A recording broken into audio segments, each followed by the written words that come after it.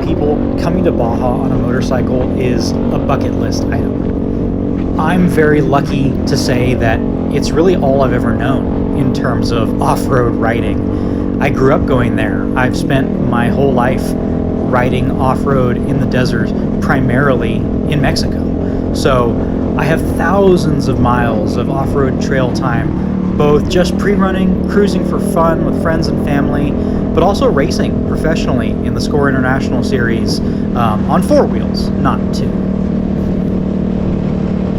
Sharing the Baja magic with other people who share the same passion for this type of exploration and self-sufficiency, diving into the unknown, seeing what's over the next hill, is something I really get passionate about. So I want to talk through some of my learnings over the decades of this enormous playground, riding in the Mexican desert, on the beaches, the mountains, the deserts, the backwashes, the little towns on the highway, the small villages. Baja's a beautiful place. It's a rugged place, but it's a place that commands respect. Somebody once said, if you're going to be dumb in Baja, you better be tough. That is absolutely true, and I can attest to that.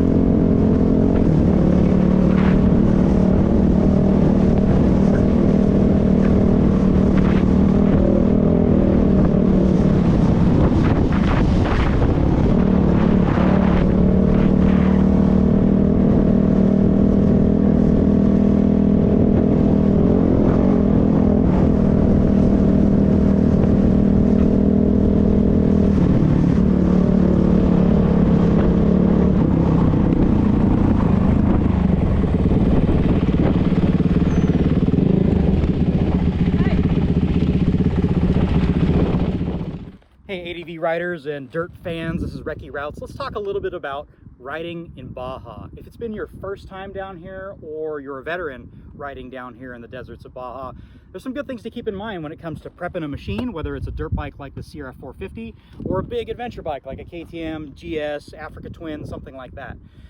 Think about how you set up your controls. You're really going to want a steering stabilizer on these things.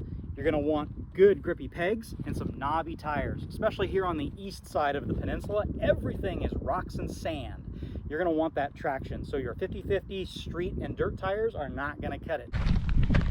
It seems like the #1 fear that comes up with all ADV riders tackling the dirt for the first time is the dreaded sand. Everybody freaks out when they hit a loose surface for the first time. The tail of the bike wags around, you feel like you're going to tuck the front, you feel insecure, digging, spinning your tires, you don't know what gear to be in, you don't know how to handle anything. All your skill set goes out the window. But let's talk about sand for a minute here. But let's talk through it right now. So you're on your bike, you're hitting the sand. First thing you need to do is change your body position. You want your weight back. Shift your torso and butt back over the rear wheel to improve your traction. Make sure you're in an attack posture with your chest and chin over the bars a little bit, but maintaining that back position. Don't let off the gas or you're going to dive the front end. There's a good chance you're going to tuck it over.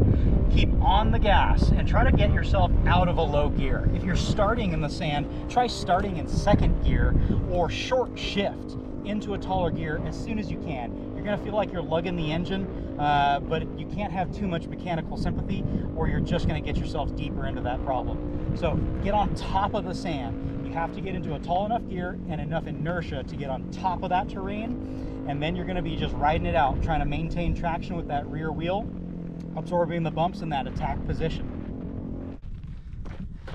Sand aside, there is another beast lurking out here in the desert that you cannot avoid if you come down to Baja on a motorcycle.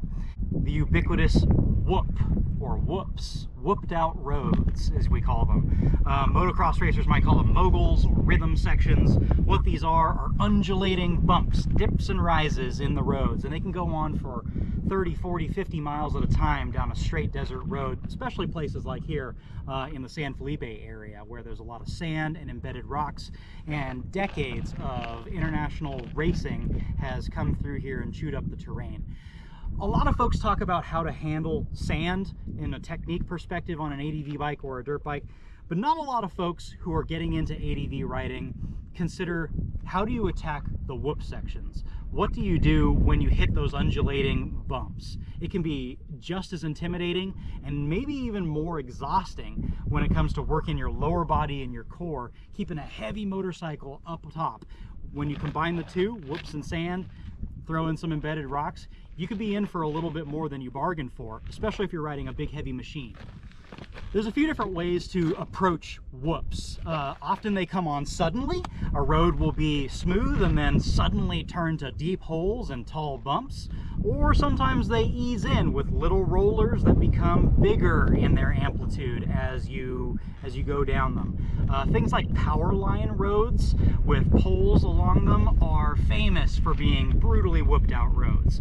What should you do when you hit a whooped road unexpectedly at speed on an ADV bike? Number one, do not jam on the brakes. You're going to compress your front fork and you're probably going to endo yourself. You're going to pack that suspension. You're going to lose the benefit of that forgiveness in your front fork wheel travel, and you're going to run out of talent really fast if you do that. Instead, if you see a whoop section coming, get off the gas, but don't jam on the brakes. Pinch your bike with your ankles and your knees, grab your handlebars, try to keep a straight line, and ride it out.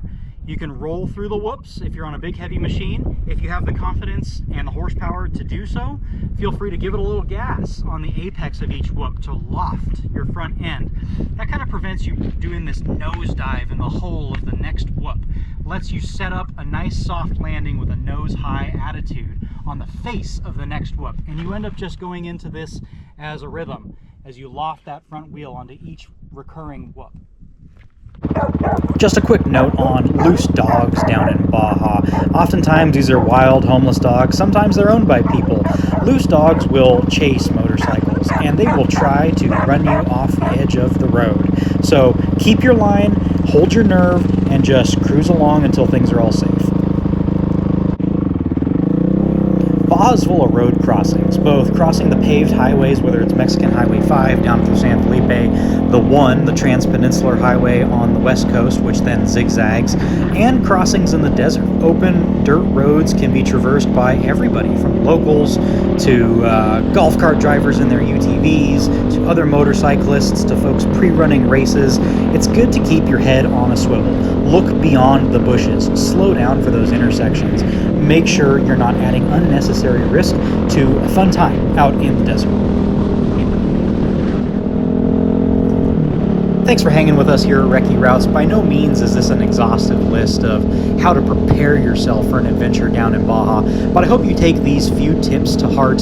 Think about your riding technique in the sand, on the whoops, when it comes to crossing roads, looking out for wildlife, and everything. Remember to enjoy yourself in Baja, but be prepared. Go into it with the mindset, the equipment, and the training to make a successful adventure, memory-building trip.